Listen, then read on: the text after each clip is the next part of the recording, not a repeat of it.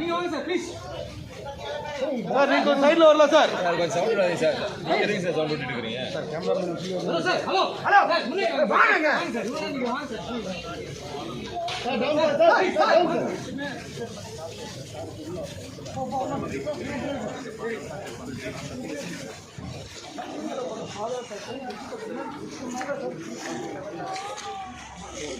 அவ்வளோதான்.